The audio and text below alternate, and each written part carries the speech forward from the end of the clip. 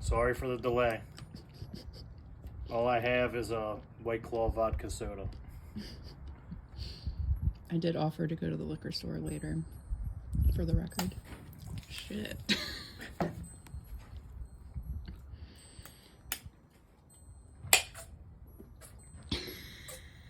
It's 2 o'clock on a Monday.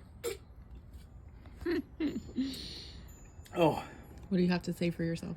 that was terrible. You are listening to the Beltway Wars Invitational podcast with your hosts Adam Jackson and Patrick Wheelton. Enjoy the show.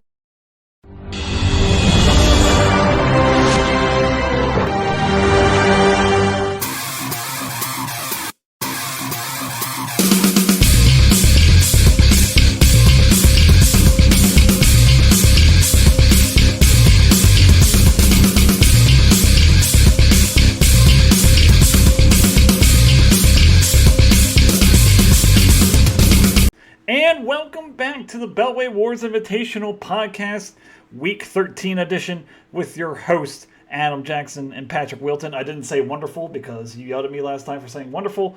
So with our amazing... What was the new word? I just said host. Okay. I know I just said host, but I'll say amazing. Oh, okay. With your amazing hosts, Adam Jackson, Patrick Wilton, as always.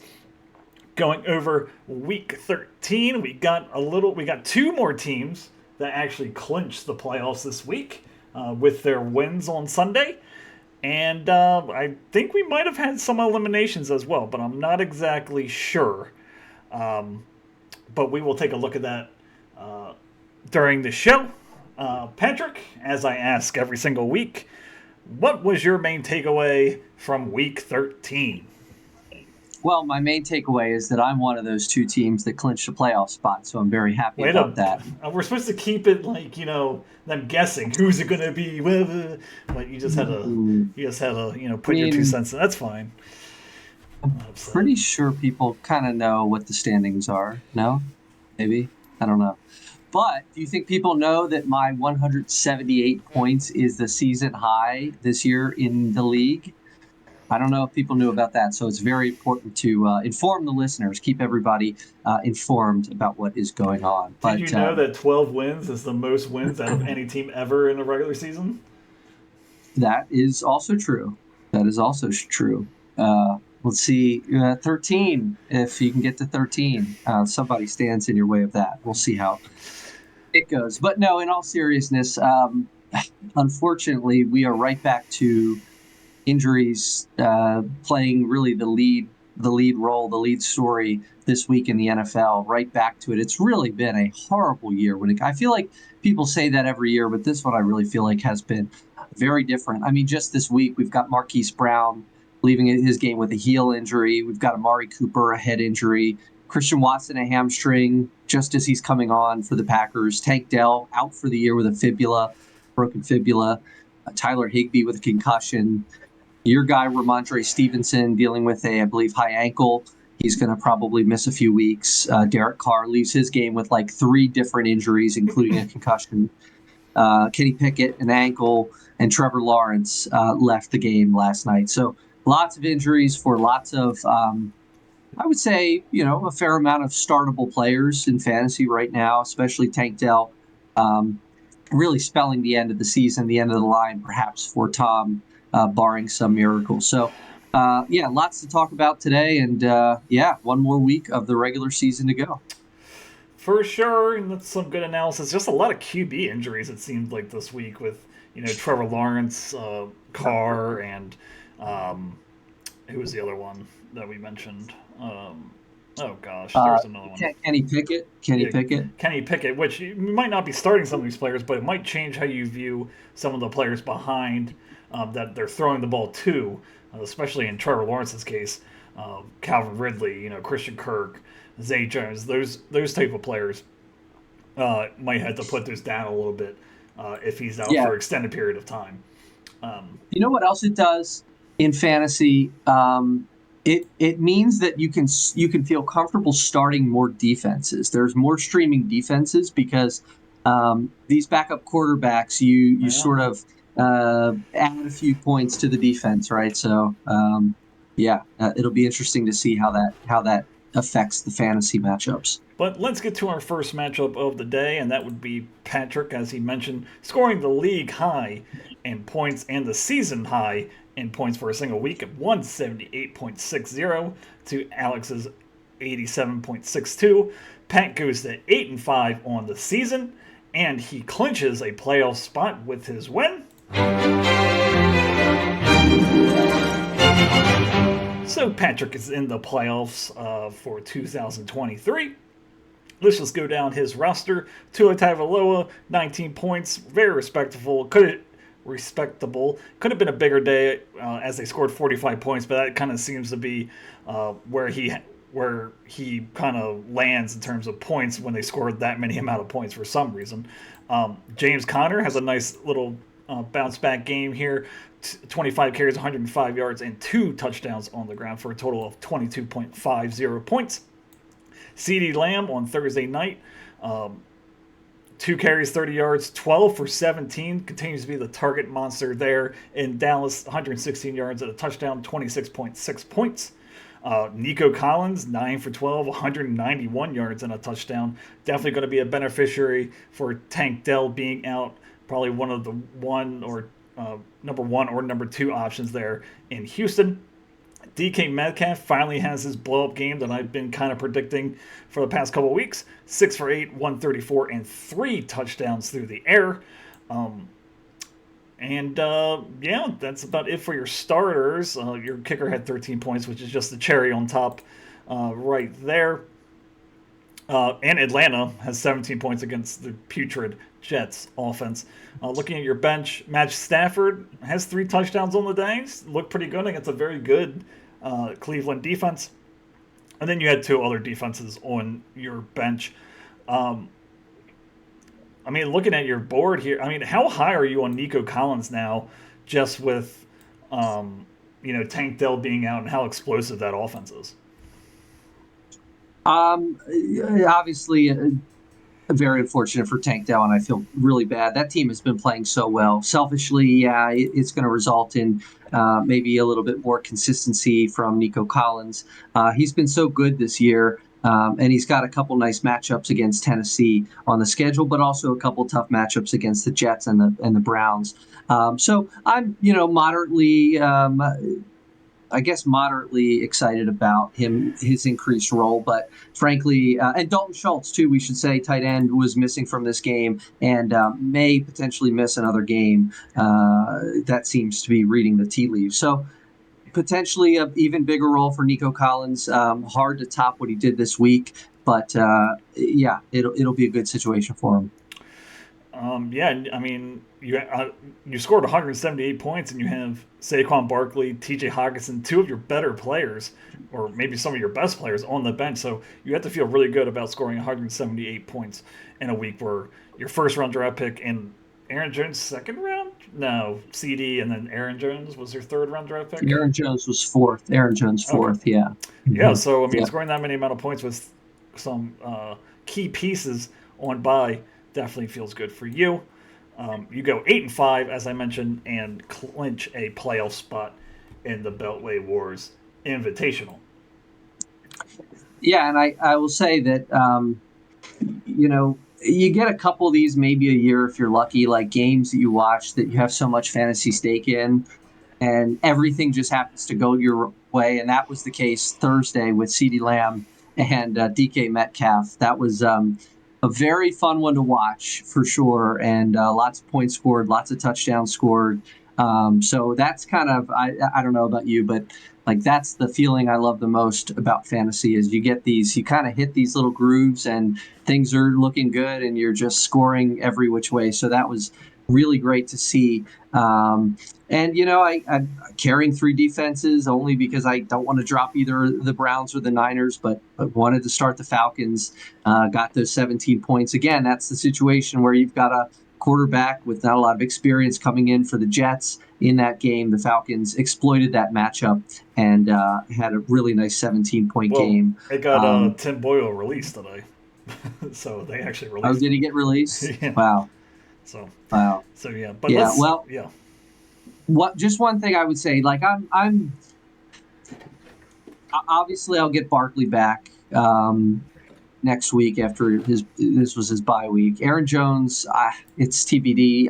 If I had to guess, I would say he's going to miss the regular season finale in fantasy for us next week. So I'm happy for Connor, but I will just say I'm not as optimistic about the numbers for Connor right now. He did a lot of that work in the second half for whatever reason. Like his stat line at halftime was horrible.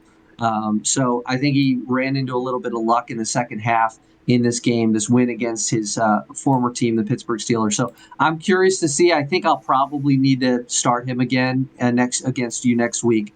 I'm hoping he can repeat this, but there were a lot of bad signs, just as there were good signs in this game for Connor. Very interesting. Yeah, I play Patrick next week, so that would be very interesting to see how the seeding will end up. It's more for Pat than myself. See if he can hold off Dustin in terms of points scored and record to get that second overall seed. But let's go over to Alex here. 3-10, eliminated from the Beltway Wars Invitational playoffs, 87.62. Defeated. He loses his 10th game now of the regular season, and didn't get a lot of help from some of the star players that he usually, or at least when the season began, expected points to be coming out of. DeAndre Swift, 6 for 13, 2 for 6, only 3 points against that stymie San Francisco defense. T. Higgins, 3 for 3, 36 yards. Just a lost season for T. Higgins. Number 64 wasn't even good when Burrow was playing. So just really, really disappointing there. George Kittle, who he did draft high, 4 for 6, 68 yards. Doesn't get in the end zone when they score 42 points. Bijan's back to being Bijan. He does get 18 carries, but not very efficient, only 53 yards.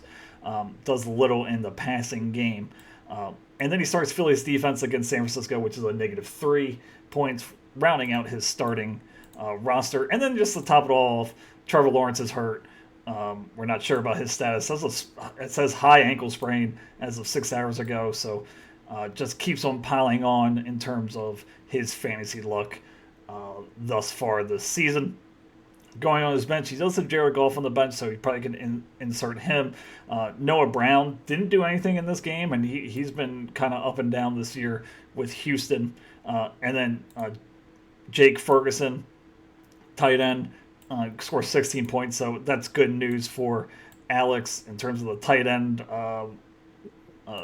position, but he does have George Kittle, so it's kind of a logjam there. 3-10. Very much a lost season for Alex, and doesn't get to spoil your playoff clinching victory this week.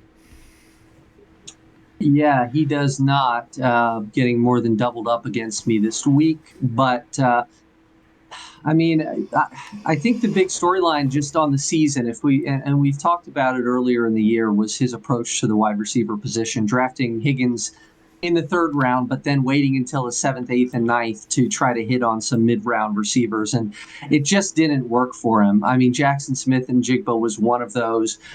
He's been okay, but I guess he's not even on this team. He was dropped at some point along the way. But other guys on this roster, Brandon Cooks was a 8th round pick. George Pickens was a 7th round pick. I mean, you look at the guys he's starting now, Pickens, Higgins, Curtis Samuel. The highest ranked of those guys, I believe, is George Pickens at 33. So, you've got you don't have a wide receiver 1 or a wide receiver 2. So it's really hard to win without any, especially in a half-point PPR league or a PPR league. I mean, anything that's counting receptions, if you don't have at least one superstar, rock star wide receiver, and probably if you don't hit on another mid guy, you're going to be in trouble. And not having any really doomed Alex from the start, I feel. Bijan Robinson and others, like he gets 17-point game in week 10. He goes on bye, he comes back with a 25-point game. You think, man, Arthur Smith finally has it figured out. He still gets the carries in this one, still gets 18 carries, still gets 5 targets, so similar numbers to last week, but not as great results, does not get into the end zone either on the ground or through the air. So you're seeing that he really seems to have a little bit of a capped upside when he doesn't score. He's not a guy that's going to like go over 100 yards on you very often at all. In fact, he's only done it twice this season, both early on. So just tough luck there. And you mentioned Trevor Lawrence, high ankle. You got to think he's going to be on the shelf for a week or two at least. C.J. Beathard, I believe, is hopefully 2 weeks, so he misses the Ravens game. Misses that would be nice for sure. So I don't know, just a tough year. And Jalen Ferguson, I'm sorry, not Jalen Ferguson. What's his name? Jake Ferguson. Who's Jalen Ferguson? Is that a person? That was Fergie. That was the guy. That was the Ravens D tackle that passed away from a fentanyl overdose. Yeah. Okay. Wow. Okay. Jalen Ferguson. No. Jake Ferguson, 16 fantasy points on the bench. Unfortunately, with Kittle only getting 8 in the starting lineup. So tough week, tough year for Alex. 3-10. He's got one more game next week that he can try to get a 4th win. But yeah, tough one. We didn't say DeAndre Swift earlier. I did when we were rattling off the injuries, but he's also hurt and could potentially miss next week's game. Yeah, just hurt for Alex. Better luck next year, buddy.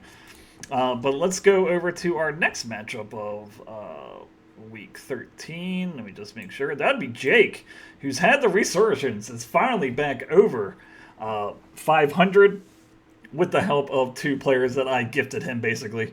That's just turning out to be a horrible, horrible trade for me. Dak Prescott continues to be just dominant. Probably entered the MVP conversation as of late. Just his last, let's see, 1, 2, 3, 4, 5, 6, 7. He's been over 25 points in 6 of his last 7 games, which is real good for a quarterback.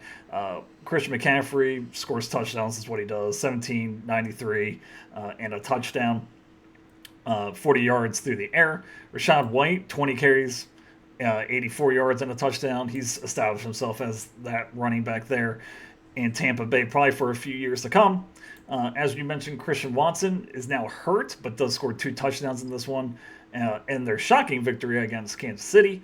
Mike Evans, 7 for 12, 162 yards and a touchdown in a very favorable matchup against Carolina. Chris Olave, he was hurt coming into this one, but 5 for 8, 119 yards. Scores 160 points and goes to 7-6 on the season. Just rattling off all those things, I'll give him the little sound bite. This is the things he's doing. 7-6. But let's look at his bench. Sits Najee Harris, who gets 16 carries, 63 yards. Brandon Cooks, who continues to be fantasy relevant here. Only 4 for 4, but does get in the end zone. And sits the Indianapolis defense against Tennessee, who scored 17 points. 7-6 now, 160 points. Really the locomotive right now that's really come back into this race. I would say Jake's team is really like the team that could. It was kind of like Mike's team, where it's just like they could come out of nowhere and just win it all.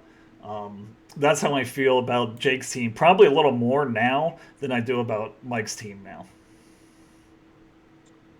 I think I would agree with you on that. Everybody on this team is hitting their stride at the same time and has continued to get better, including the 2 guys that you traded away and Mike Evans. Again, could you imagine, man, if you had those 2 guys, if you had Dak and Mike Evans, holy moly, that would be something. And you had it at one point, but 28 fantasy points for Dak. He continues to do his thing. Well, when I had Dak, he didn't score over 20 points at all. His last one was 4 against San Francisco. So he wasn't scoring anything. I mean, against Arizona, he scored 14. Against the Giants in the first week, he scored 6. Like, I didn't see this. No one saw this coming. But good on Jake. No one saw it coming. Good on Jake. I mean, he made the deal. He has not, since that 4-point performance, he's only had one game lower than 24 points, and that was 16. So nothing, not too shabby there. But the couple of kind of things I found interesting, we talked actually, I think last show when we were looking at decisions for next week, and we talked about Zach Moss versus Najee Harris. I felt pretty confident in Harris. It ends up being kind of a wash. Harris just 8 points compared to Moss's 6, so he outperforms him a little bit. But I was surprised that neither one of those guys kind of did better or got to the end zone. Both guys that I felt really comfortable as probably top 10 running backs this week did not seem to get it done, but didn't really matter. 160 fantasy points for Jake. McCaffrey continues to do, that was one of the keys for Jake, is that McCaffrey stayed healthy. Rachaad White turned into, an elite top 10 running back this season. So he had a lot of things go right, took some risks, drafting a guy like White, a really young player that was coming into a new role as a rookie, I think. McCaffrey, the ability to stay healthy, did end up missing, hasn't missed a single game this season. So really good there. Olave, man, if he can turn it on, I don't know if Jameis Winston is going to be an upgrade or a downgrade for a week or two, but he seems to be putting it together here at the right time for Jake. So a lot of things going right. And I want to also point out, because I heard this today and I couldn't believe it, the Indianapolis Colts all of a sudden are the number 3 defense in fantasy. They have put together 4 straight games of 14 or more fantasy points, including a 17-point game and a 28-point game. So that comes after their Week 8 performance of a -4. They have some okay kind of middling matchups. So Jake has sort of put himself into position with, like I said, a team that's just all putting it together consistently over the course of the season. They have interesting. Really good matchups coming up. They have Cincinnati, Pittsburgh, Atlanta, Las Vegas, and Houston to close it out. Yeah. So you're not worried about Houston because that's the last week. After the fantasy. Yeah. Exactly. Exactly. So Jake has to feel good. Kind of the weird. I'm in another league with Jake, our college league, and in that league, he is the exact opposite. He had a really strong team at the beginning, and it's just totally falling off the cliff, and he's like bordering on playoff contention. So he's gone the opposite way in 2 different leagues. So, but I know he's happy about how this team is cranking. Yeah, for sure. Like I said, I think that out of the the wild card games of Week 15, I think he's one of the more dangerous ones. Probably not one you want to face in the first week of the playoffs. But let's go over to Scott's team, now 6-7, teetering on fantasy, playoff. Is he in? Is he out? Cinderella story, bubble team, if you will. 122.87, 6-7 on the season. Starts Russell Wilson here, 15 for 26, 183 yards and a touchdown. Does throw 3 picks in this one, but did also run a touchdown in. Zach Charbonnet, filling in for Kenneth Walker, 19 carries, 60 yards and a touchdown, is doubtful this week. I think they're playing on Thursday. Are they playing on Thursday? No, they're not playing. They just played on Thursday. But he is doubtful this week, so he's probably not going to have him this week. Pacheco, 18 for 110, a touchdown, looks great. Amari Cooper goes out of this one with a concussion. 3 for 5, 34 yards in that one. Cooper Kupp does get in the end zone, but only on 39 yards. Michael Pittman continues to be probably the most underrated wide receiver in fantasy football this year. 11 for 16, 105, and a touchdown. Tony Pollard, who we've always kind of mentioned when we talk about Scott's team, 20 carries, 68 yards, does get in the end zone, respectable 15.8 points. Looking at his bench, DeAndre Hopkins, 5 for 12, 75 yards and a touchdown. He's probably usable for this team. Definitely with Amari Cooper coming out, that's who you're sliding in there in the starting roster. But at 6-7, Scott probably needs to win next week to get in. Probably a couple things depend on if he will get in or not. But if he wins, depending on the points, he's probably in. But I don't know what his points look like. Yeah, he must be doing pretty well in the points. He's the number 7 team. So right now he is in the playoffs if it ended today at 6-7. there are 3, 6, and 7 teams at spots 6, 7, and 8. So if he wins, I think it's probably pretty guaranteed. Yeah, if he wins, he will be in. If he loses, I think he may still have a shot, so long as one of either Charlie or Brian lose. So I don't know what that means for the matchups. They could be playing each other for all we know. But yeah, unfortunate one. Just ran into a buzzsaw in Jake's team. 122 as a total is not too bad. And it was just he got outdone by a couple players on the other side. Jake had 4 players hit 20 fantasy points, and Scott just had Michael Pittman. So, those 20-point fantasy games, you really got to get a couple of them to win in this league right now with how close things are. But Pittman does. I think you're absolutely right. In fact, when I sort of clicked on his player profile to see his numbers, I would not have thought he would be number 12 this season in fantasy points. I would not think that he has 1, 2, 3, 4, 5, 6, 7 straight games of 10 or more fantasy points. So, yeah, I mean, Pittman has been absolutely great. And unfortunately, he's been pulling more of the weight recently. Cooper Kupp just has 12 fantasy points, 8 targets, gets into the end zone. But, still kind of waiting to see. He's got Baltimore next week, which is going to be a really tough one. Does have Washington and the Giants still left on the schedule. So potentially some good matchups if Scott does end up getting into the fantasy playoffs. New Orleans is the only slightly tough one that he's got on the schedule. So you're hoping that he can be healthy enough to continue to impact these games consistently for the Rams. Otherwise, I mean, I don't know that there's a whole lot to comment on. Pacheco was great again.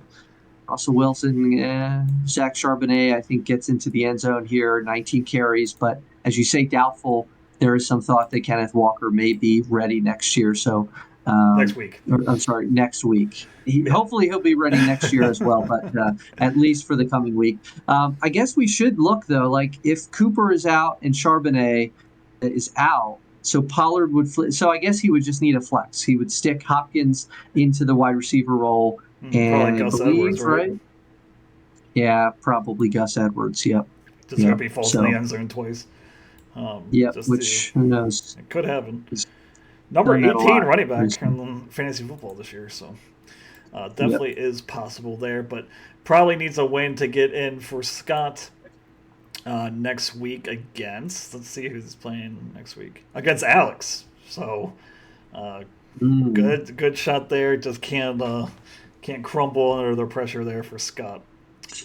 But let's go over to our next matchup. That would be me putting a real damper on Sarah's playoff chances.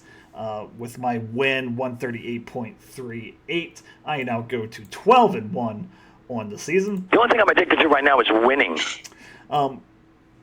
Looking at my roster, Justin Herbert had a not great game and a really ugly game. 6-0 against New England. No touchdown scored in this one. Only scores 8 points on the day. Alvin Kamara continues to be worth the investment. The draft capital that I used this year, 14 carries, 51 yards, does get in the end zone twice, 6 for 8, 58 yards through the air.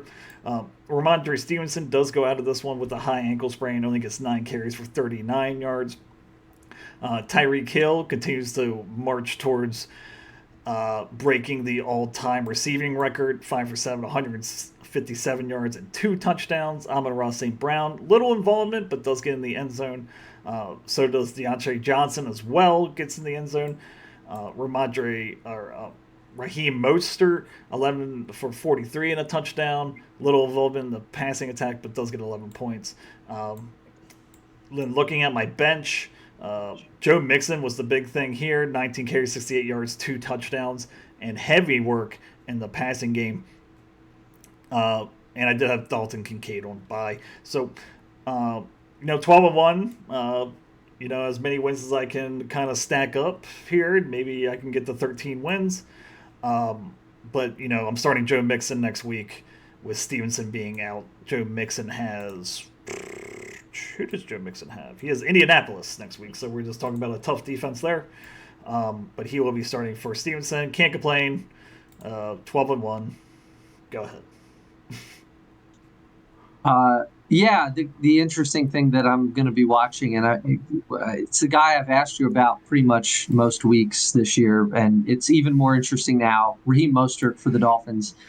Um, Devin Achane makes his long-awaited return and has a really nice game. And Raheem Mostert's snap percentage down to 38%. Um, Not great, but probably based on your team at the moment, he's probably going to be starting in that flex position for you uh, at least next week and likely for the foreseeable future, unless he really falls off a cliff. Because depth bench behind him, I don't know how comfortable you are with guys like Quentin Johnson and Jerry Jeudy, two players that have been really inconsistent. So I assume you're going to be starting Mostert until unless things really get bad for him. Mostert is my ride or die right now. I'm just riding him till the end, basically. I'm not really too concerned about the snap count. This game was way out of hand very early. I think they just wanted to get Achane some run. I think that in the future there are going to be more competitive games. Washington's just really bad. You got Dallas in week 16. You got Baltimore in week 17. Those are going to be real competitive games. I think that they're more comfortable with Mostert there when the games are close. I think that they just try to not overwork him because he has been known to break down as the season goes on. He has hamstring issues in his history. So I'm not really too concerned about it. They were way far ahead in this one. I think they were just trying to give him try to keep some wear off the treads for him. They've been very, very managing his practice load. He misses every Wednesday practice. They just give him a day off. So I think they're just trying to keep him fresh for their eventual playoff push. So I'm not too worried about it, and I'm starting him just because his upside is so large. He can score 3 touchdowns at any point. I can't say that too much about many players in this league. Sure. The other kind of controversial, or at least it could go either way, in my opinion, because you've talked about how you have trust in Herbert. You've maintained the line of trust with him since you've acquired him. Has his worst performance, second worst, I guess, since you acquired him in that Dak Prescott deal, 7 points against the New England Patriots. Do you attribute the struggles the last 2 weeks for him against the defenses that he's played and the game scripts? And if that's the case, are you still optimistic about his matchups moving forward into the playoffs? Yeah, I mean, just looking at his matchup, he has Denver twice, who I'm not really too. They have been playing better defense, but they're still a defense you can move the ball on. They have the Raiders in Week 15, but that'll be my bye, so can't really worry about that. And 16, I'm not worried about Buffalo at all, especially at home. It's not going to be in that cold Denver, weather. Looking at Kyler's matchups, Week 15 through Week 17. 15 San Francisco, which I'm not going to have to worry about. 16 is the Bears. So that's kind of interesting there. And then Week 17, I'm not starting him as well because it's Philadelphia. So the only thing is Week 16 is kind of the interesting one. Buffalo or Chicago is who those two are going against. So I have a decision to make, but I do have some time before I have to make the decision, and who knows, the decision might be made for me. You know how quarterbacks have been falling, so it could just be made for me. But right now, I'm still with Herbert. I think he has the highest upside, and he doesn't really turn the ball over too much. So I just like that about him.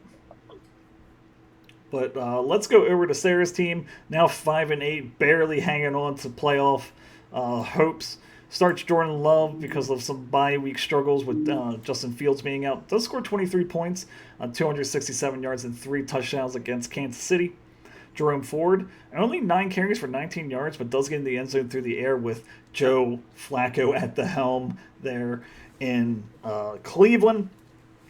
Devin Singletary, really a disappointing day.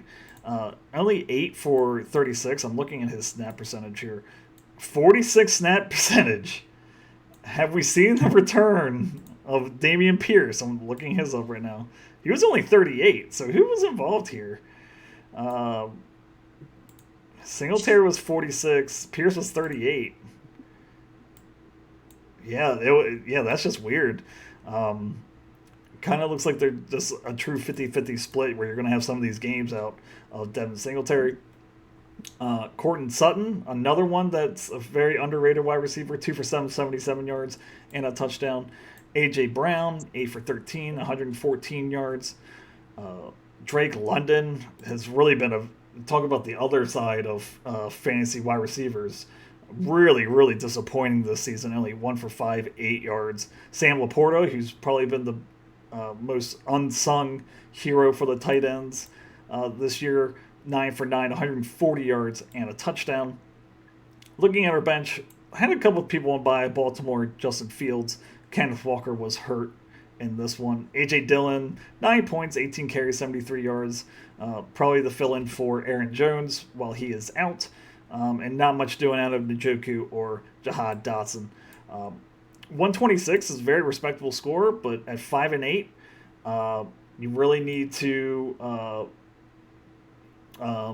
figure it out and hopefully get a win here in week 14. I'm making a little sad violin sound for her as her playoff chances are dwindling. So yeah, take it away. What do you think here? Well, interesting to see the decision. Didn't ultimately result in a lot of difference, but Chris Godwin instead of A.J. Dillon. I think I would have, and I think I may have said on the podcast last week, I liked Dillon's potential role that he would have as Aaron Jones continues to miss games. You know, he runs okay, 4 yards per carry, but doesn't get into the end zone. And his 9-point fantasy day, only a smidge better than Chris Godwin's 7.9, although that came on 0 for 3 through the air. He got 1 carry that got him into the end zone on a 19-yard scamper.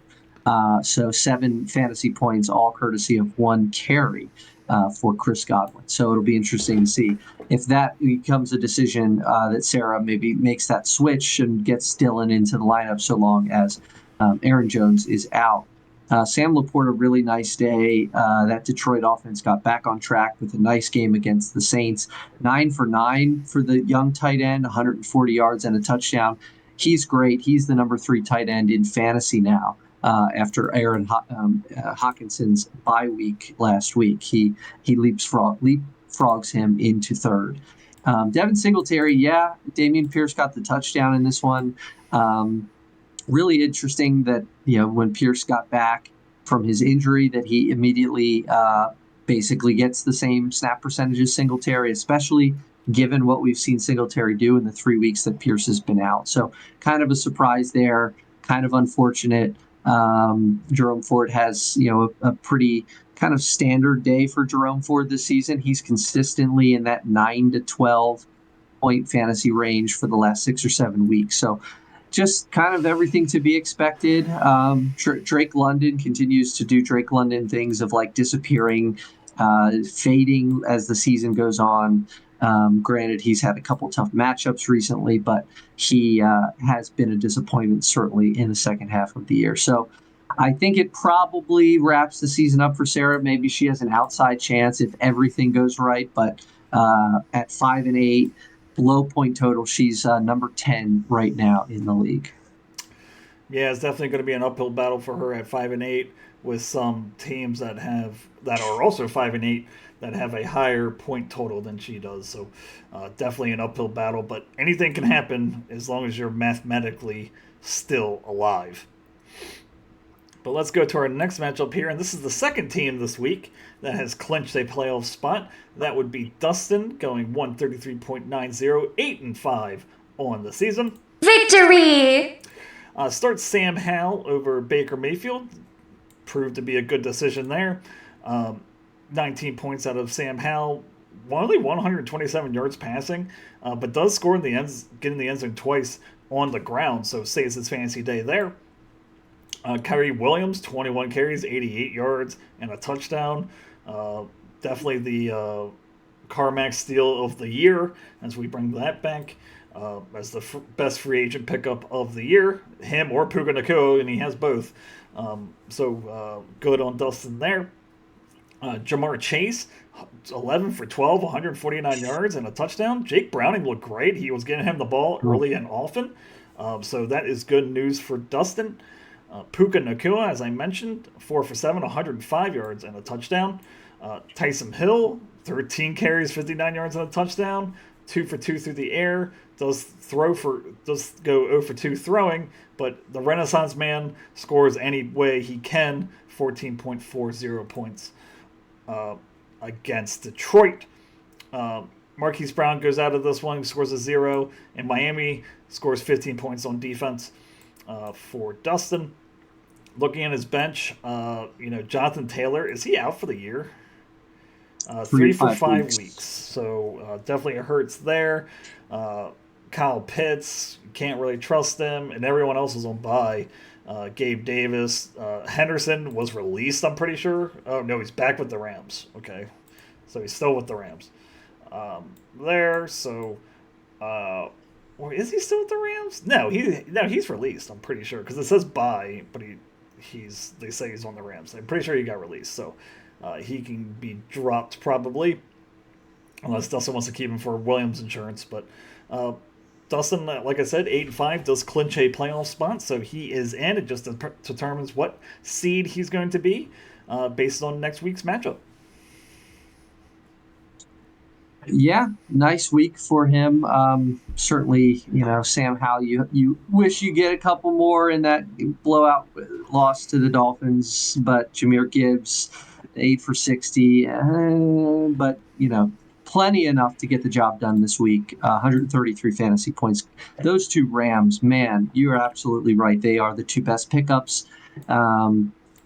Sort of questionable decisions a little bit when he made those moves, but not questioned any longer. Those were definitely the moves to make, proving that maybe early season acquisitions, you may as well get them then, because you may not have guys later on in the year that live up to the potential. And by the way, when you spend your fab early and get guys early, if they do end up being good, you're getting good fantasy production for a longer period of time than if you pick somebody up that gives you a couple weeks at the end of the season. So Kyren Williams, Puka Nakua, absolutely fantastic. Nakua, especially good to see.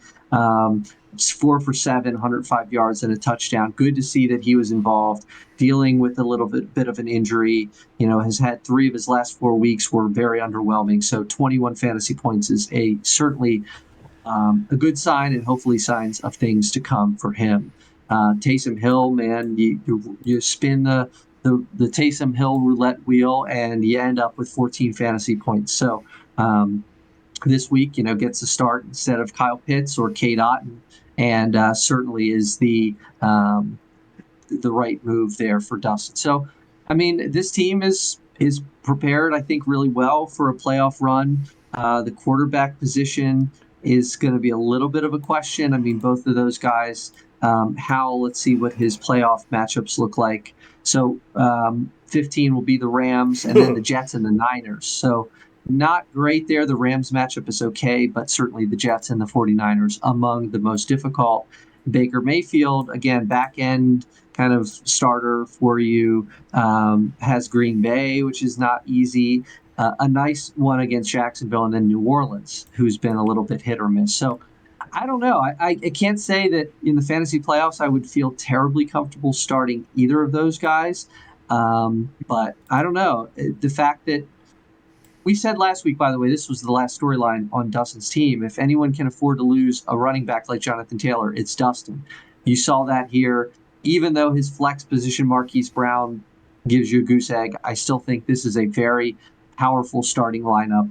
Lots of firepower, especially at the running back position. And Jamar Chase, if he can do anything, if he can do 70% of what he did this week for the rest of the season, I think Dustin has a pretty legitimate shot to make a playoff run. Yeah, I totally agree. Jake Browning looked great. I think he was like 15 for 15 at one point in terms of passing. So he's definitely comfortable in that offense, and he just knows to throw Jamar Chase the ball. So good on Dustin. Good news for Dustin going into the fantasy playoffs, where he will be, because he's 8-5 and clinched. But let's go over to the other side, and that would be Josh. Josh now goes to 5-8 with 91.62 points. You failed!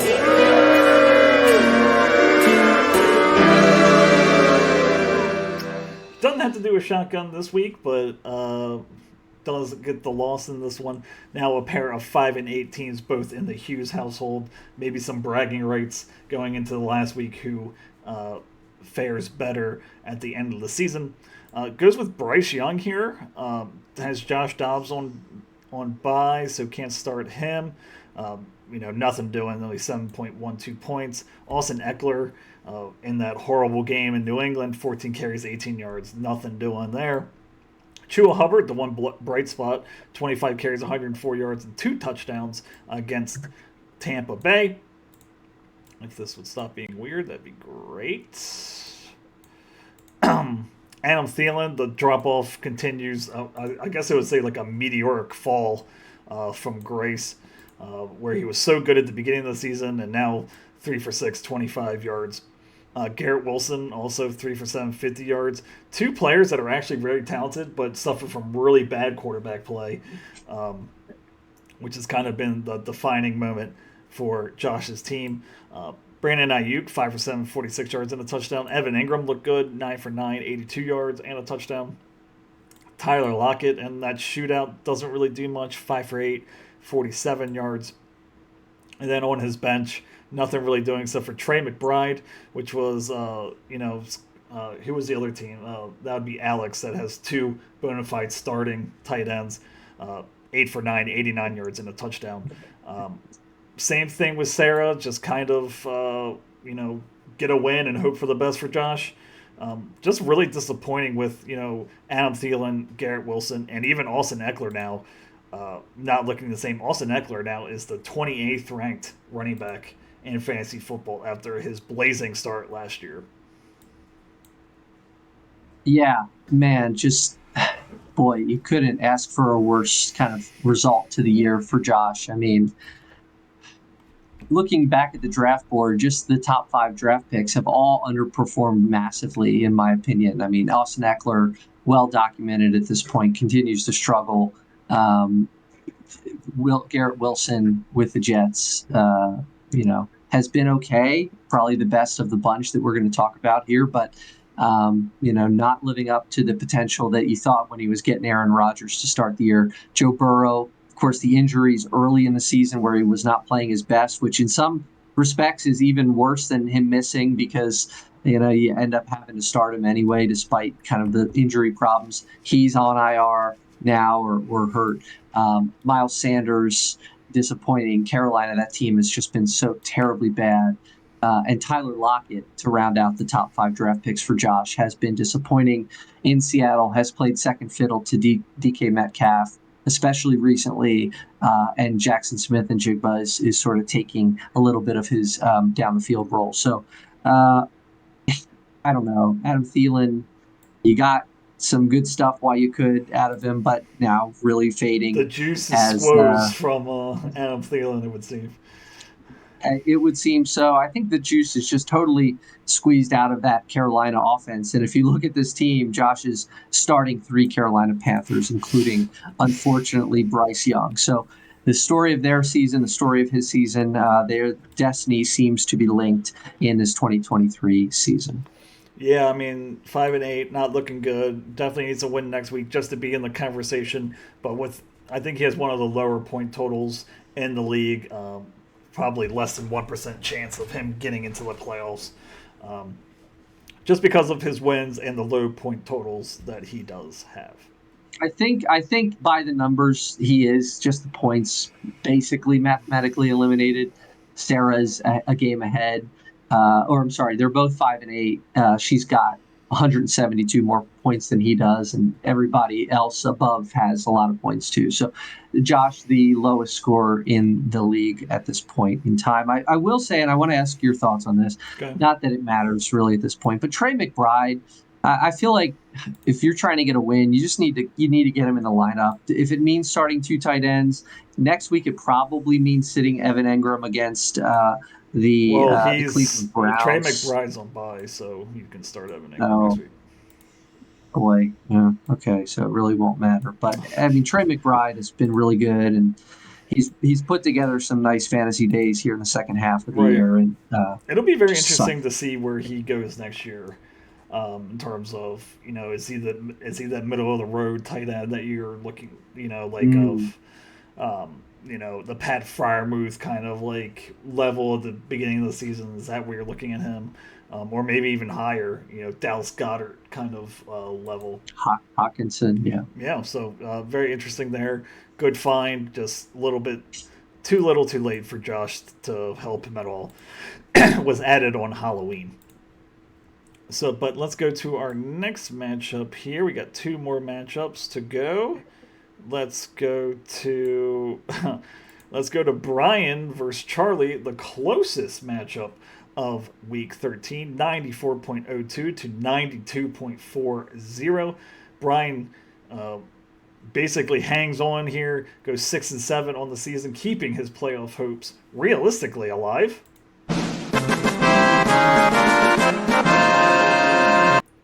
So goes to 6-7, like I said. Jalen Hurts does get injured in this one. Um, it said evaluated for a concussion, but he did return, so he looks to be okay. 24 points, 26 for 45, 298, and a touchdown. Also runs for a touchdown. Brees Hall, who's our favorite subject for his inefficiency, very inefficient in this one. 13 carries, 16 yards. 6 for 8 through the air, 29 yards. Javonte Williams, 13 carries, 46 yards. Little involvement in the passing game. Devontae Smith has a nice little breakout here, 9 for 11, 96 yards, and a touchdown. But nothing really much else doing on his squad. Josh Downs, disappointing day. Terry McLaurin doesn't even get on the board. Travis Kelce, you need that touchdown to make him relevant. 4 for 5, 81 yards. Rondell Moore, only 6 yards. Looking at his bench, Brock Purdy, 4 touchdowns. Also, another quarterback that might have an outside chance to be in that MVP conversation. Tajay Spears, look at that, 16 carries, 75 yards. Now that Tennessee is basically out of it, will they start to go to him more, see what they got in terms of running back depth behind Henry, since I'm pretty sure Henry's going to be gone next year. Dallas Goedert was hurt. Khalil Herbert was on a bye. So does get the much-needed win in a very close matchup and keeps his playoff hopes alive. He does indeed. A very important win for him this week, and really gets a lot of that from his Eagles, his Jalen Hurts and Devontae Smith stack. 9 for 11 for Devontae Smith, gets the touchdown, 96 yards. Really a nice thing to see. It'll be interesting to see once Dallas Goedert comes back from injury, which should be soon, whether or not Devontae Smith will be able to maintain this level of play. He sort of really started to have a great second half to the year once Goddard left with injury. So it will be kind of fascinating to see if he can maintain it. I have my doubts for sure. Speaking about guys, I have my doubts about Brees Hall. You said it. The fantasy podcast that I listen to pretty regularly had a draft for next year. They just drafted the first, I think, 2 rounds for the next 2024 season. And Brees Hall was a first-round pick, which really made me question everything I know about Brees Hall. But, I mean, is it that the Jets' line is just bad, or is he just bad? Like, I don't understand. I mean, he's still managing to do well enough in fantasy to be the number 17 running back. So he's like middling RB2, serving as an RB1 for this team, but that's another story. But I don't know, man. Those yards per carry, isn't it just a chain of like consistently sucking that I don't understand how people can think that this guy, it still has hope to be like a first or second round pick. Well, I think next year, you have Aaron Rodgers that's going to come back.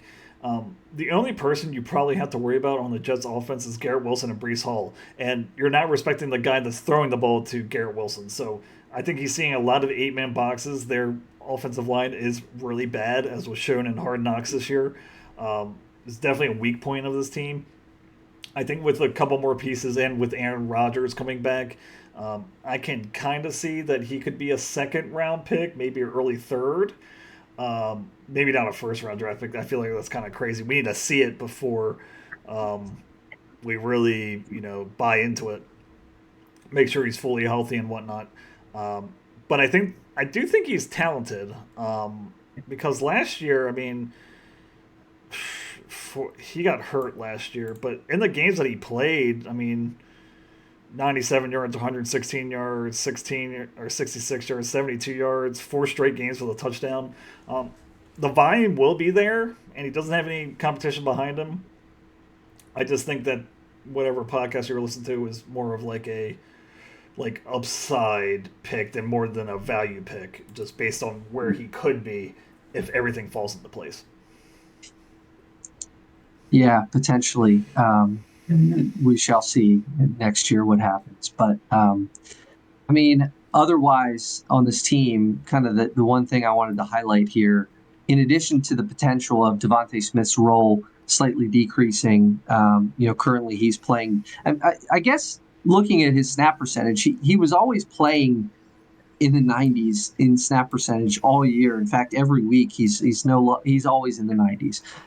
It'll just be interesting to see. His targets have gone up since Goddard's been out, so it'll be interesting to see how he does. But otherwise, I'm concerned about the wide receivers on this team right now. I mean, Demario Douglas offers some potential in the IR slot once he comes back, which could be this week. But otherwise, I mean, Terry McLaurin at this point, you're really not feeling great. Hasn't gone over 10 fantasy points since week 8 against the Eagles. He is on bye in week 14 and then has tough matchups against the Rams and the Jets when he comes back. So can't really trust him right now for more than 6 or 7 fantasy points. Josh Downs, I'm afraid the magic ran out several weeks ago on Downs after 4 straight 10 or more fantasy point games in the middle of the year. He has now been less than 7 in his last 4 games. So I just think there are a lot of wide receiver depth issues. Even if he's able to win and get into the playoffs next week, he's currently the first team out, so a win might get him in. I feel like there's enough wide receiver lack of talent on this team to go very far in the playoffs. Is this one of those things where you're starting 2 tight ends at the flex and tight end spot with Dallas Goddard? Yeah. Maybe. But, I mean, Goddard, frankly, he wasn't setting the world on fire when he was playing. I mean, he was getting a ton of targets and taking away from others, but he only has 2 games of 10 or more in his, 8 or 9, 10 games played, 9 games played. So you expect more. For sure. But let's go over to the other side of the coin here. Now going to 6 and 7 on the year. That would be Charlie. Really, really needed this one at 7 and 6. He would have been in a much better position. But now he's in a precarious situation to miss the Beltway Wars Invitational playoffs. They ask you how you are, you just have to say that you're fine when you're not really fine, but you just can't get into it because they would never understand. Looking at his quarterback, Patrick Mahomes, continues to not benefit from poor wide receiver play. I don't think any of us really realize how bad their wide receivers are going to be this year. Only 210 yards and a touchdown interception. Definitely not worth the first round draft pick that Charlie took with Patrick Mahomes. Derrick Henry does get 21 carries, 104 yards, and 2 touchdowns, so you like to see that. But is the Tyjae Spears experiment going to start soon with Tennessee basically being out of the playoff picture? You gave me a face there. Why? Well, I don't know. I mean, maybe, I guess. You talked earlier about seeing what they have, but he's put together a couple really nice games. It's funny, earlier in the season, I was the one saying, oh, you got to watch out for Tyjae Spears. You're like, nah, he's good. And now I'm sort of like, hey, that's 2 straight really nice games, 2 straight 2-touchdown games. I totally get it. They need to see what they have, and I think they have something in Spears. Spears I don't know. Outsnapped Henry by 20%. Yeah, maybe. We'll see. I mean, 40 is his low since week 3. That's the lowest snap percentage for him. So I don't know. We'll see. I don't know if that was game script. It's Miami and then Houston coming up. So not so easy matchup. Still, Henry what he offers, just as such a bowling ball of a player. I think him and Spears are complementary backs, and I think each of them have their role. Keep on going down the list. He needed 3 points after Ernest Johnson for Jacksonville to win this game. It only gets 1.4 points, 5 carries, 4 yards. Nothing doing there. Deebo Samuel tries to single-handedly win Charlie this game, though.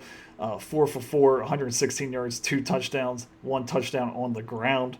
But then we get to the bad here. Keenan Allen with an uncharacteristic 5 for 9, 58 yards. Justin Watson, nothing doing there.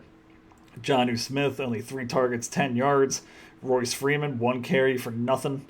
And then just looking at his bench, he had everyone on bye. The only one that was Elijah Moore, who has some connection with Joe Flacco with their time in New York, 4 for 12, 83 yards. So he'll be an interesting piece if Amari Cooper is out. You could slide him in for, basically any one of these middling wide receivers, or maybe even the flex spot.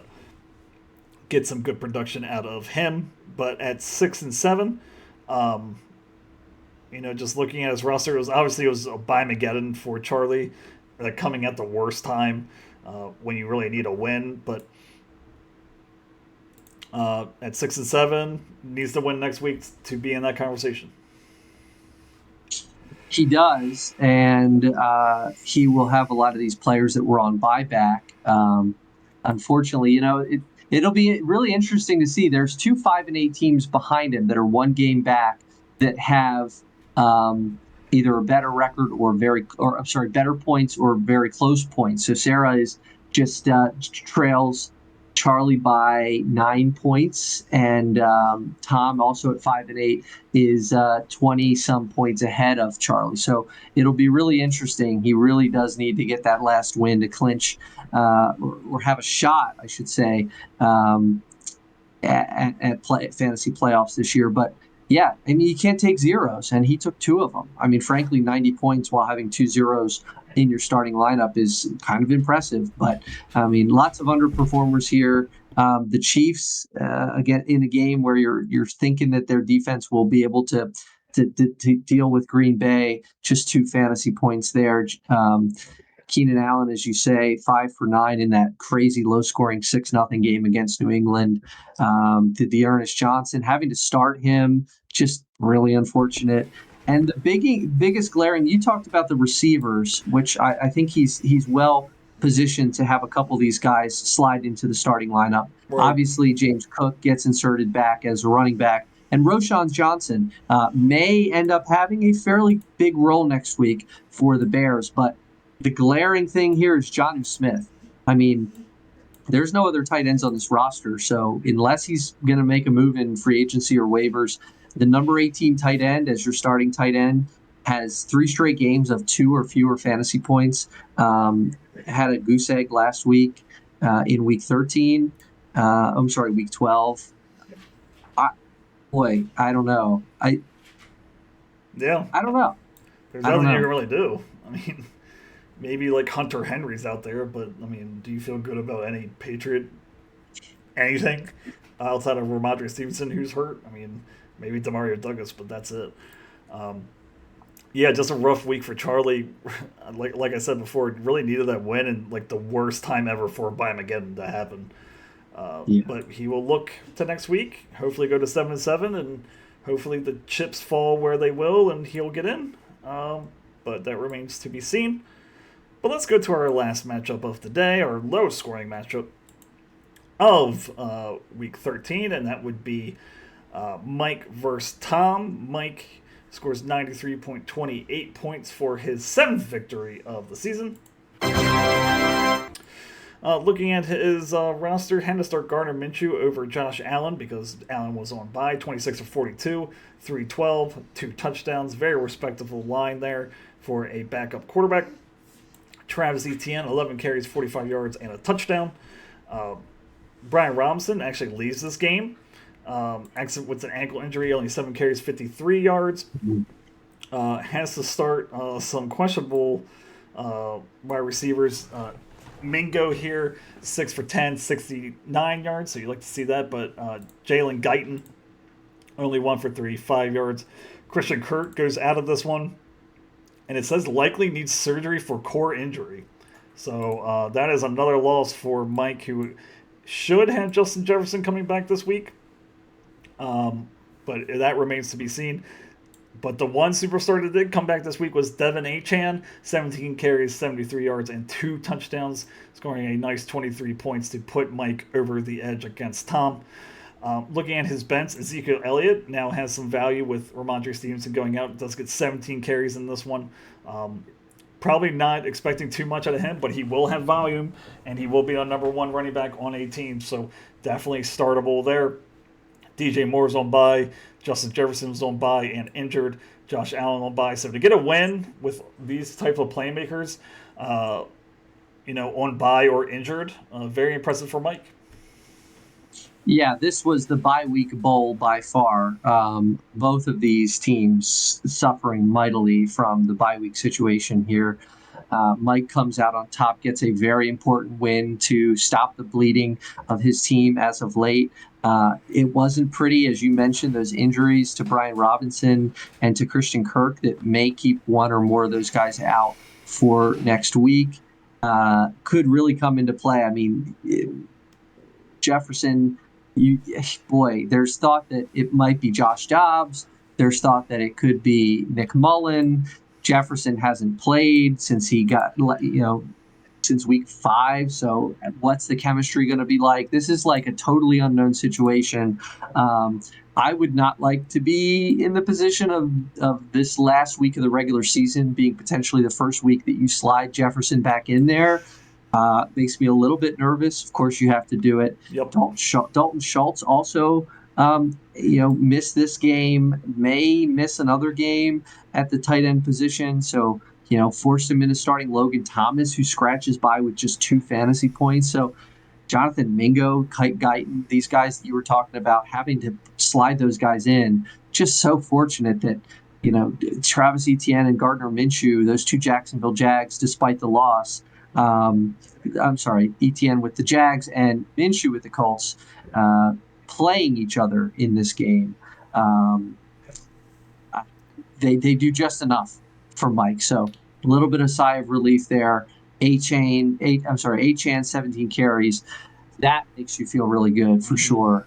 You mentioned, we talked earlier, the snap count. Mostert was down at, 38, 40, something like that. So Achane at 61%, getting the majority of the work. Probably if I would have handicapped it, I would have kind of flipped those for this past week. So interesting dynamic to watch moving forward.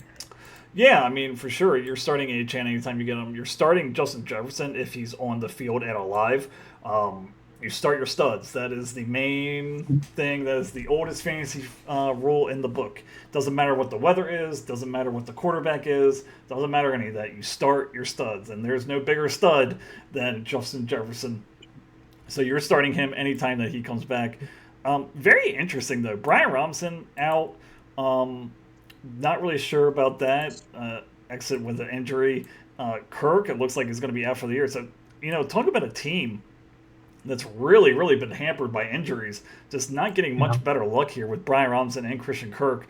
Getting reinforcements back, hopefully with Dalton Schultz and Justin Jefferson.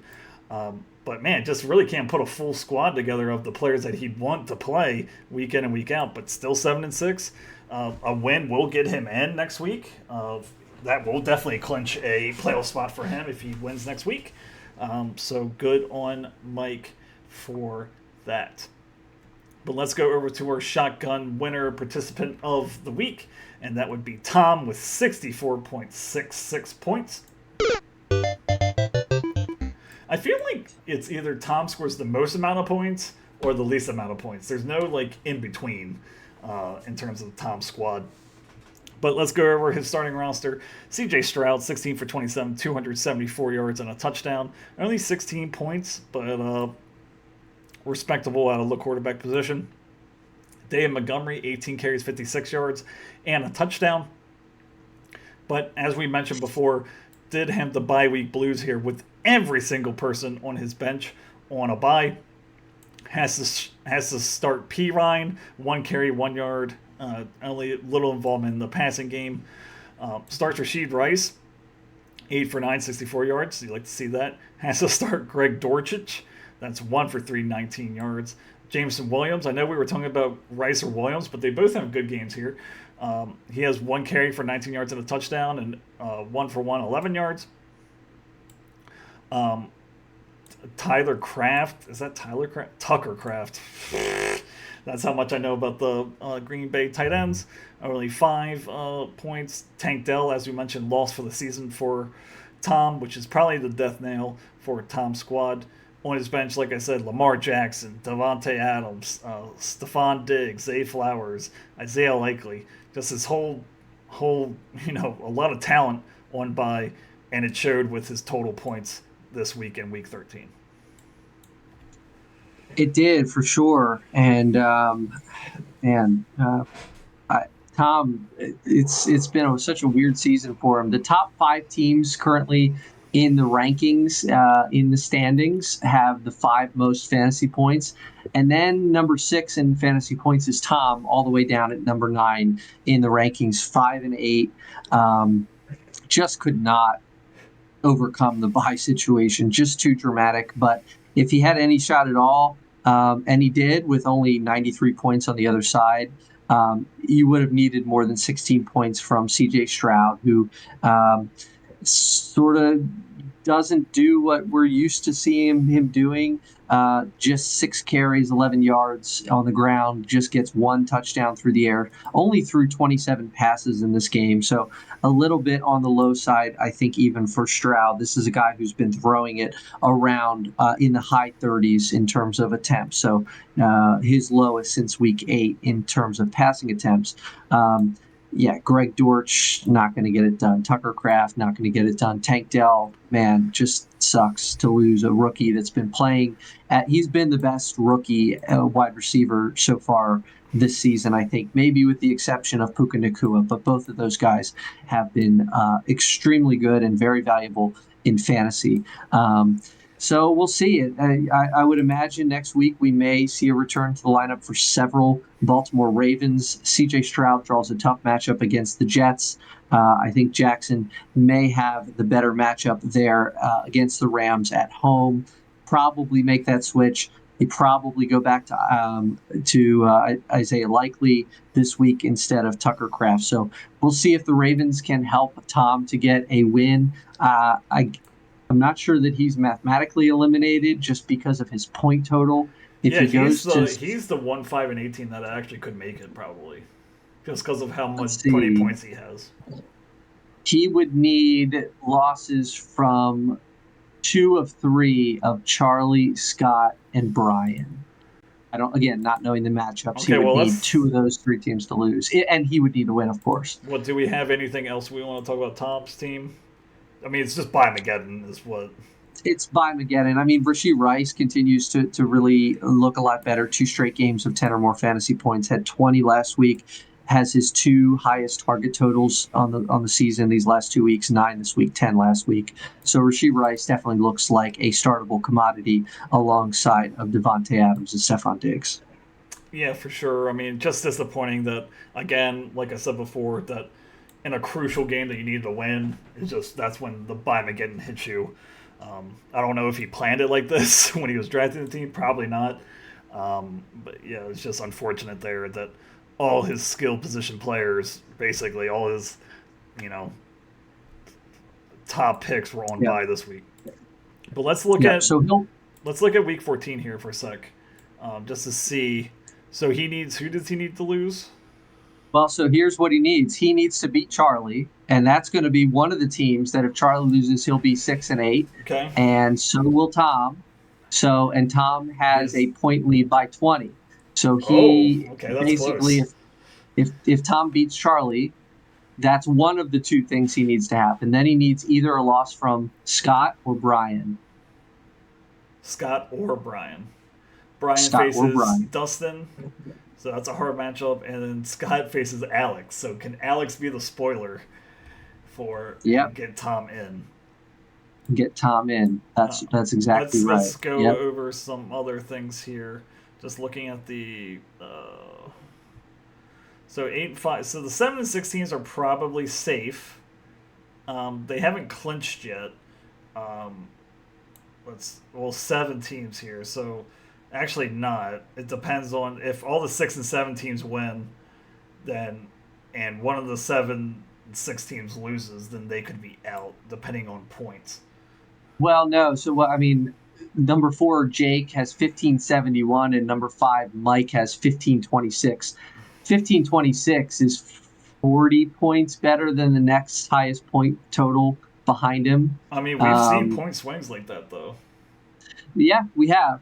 So it's definitely not out of the realm of possibility. I mean, it's unlikely, but you scored more than 40 points against you scored 40 more points than Sarah this week. So it is possible. It's possible to happen. Sure. But the 7-6 team. So Jake is playing Sarah. Okay, so he needs to get a win there. Sarah definitely needs a win, but outside looking in, Jake is safe.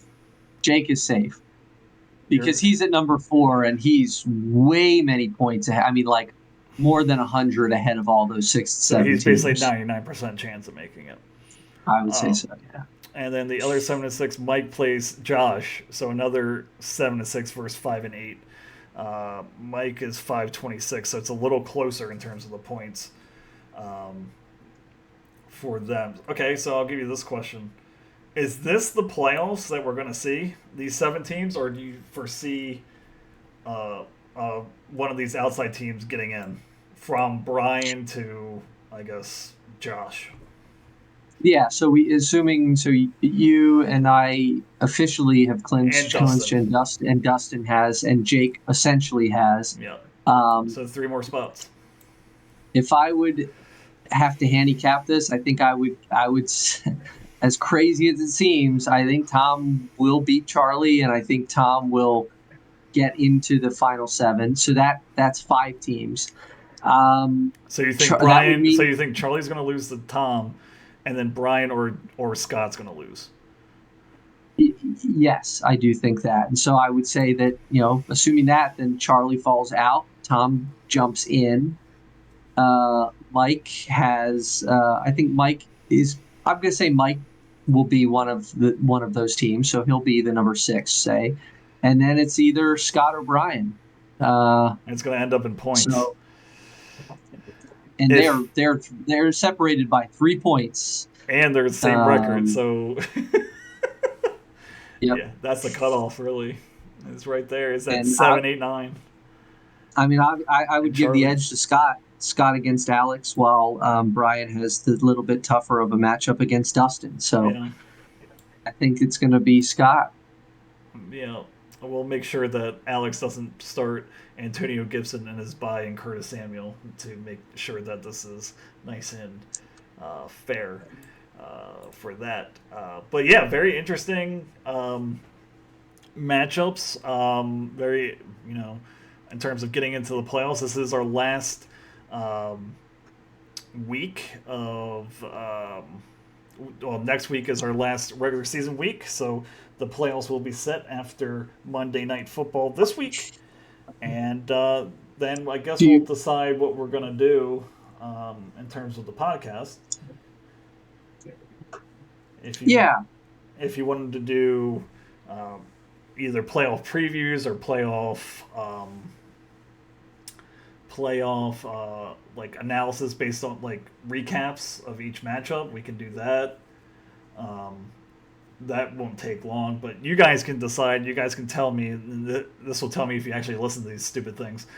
Whether you want a playoff recap or a playoff kind of preview of each matchup with predictions and stuff like that.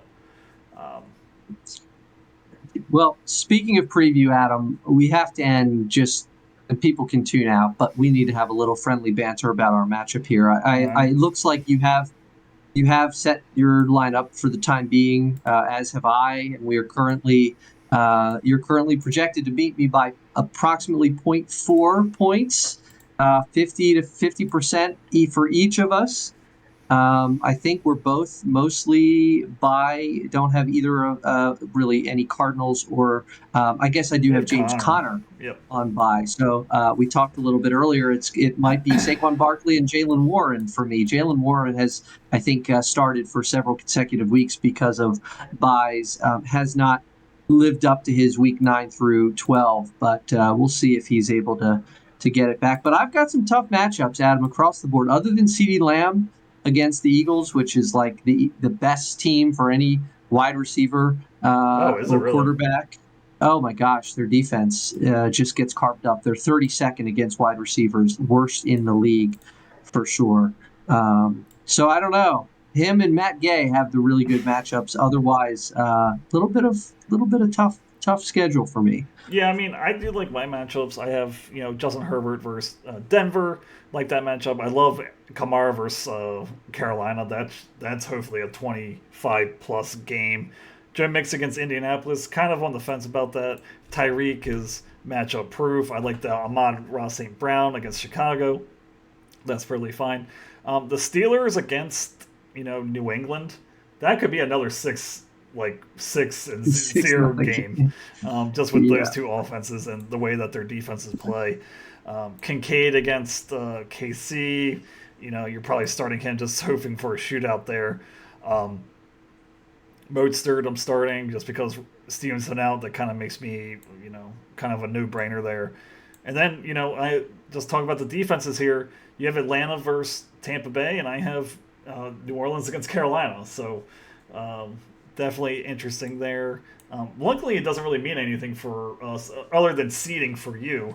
But it should be a good contest against two of the stronger teams in the league. Yeah, and you know what? Now that you make me think of it, do I want to be the 2 seed facing potentially like a Tom who slides into that 7 seed? I don't know that I really want to face Tom particularly much right now. It'll be very interesting to see, like, so many possibilities of seeding as of now. It will come down to points 100%. So I don't know. Well, I mean, so I would face the winner of Jake and Mike right now. Like two of the hottest that's teams. not good either. No. Okay, that's not good either. No, so yeah. So, okay. But thank you all for listening. Let us know what you want for the playoffs, either a preview or a recap of each playoff matchup, and me and Pat will talk about that. But thank you all for listening again, and we will be back for our regular season finale, week 14 next week, and go over everything that happened, who made the playoffs, who's in, who's out. But we will see you then. Bye, everybody. If you enjoyed the show, please remember to like and subscribe on YouTube and Spotify.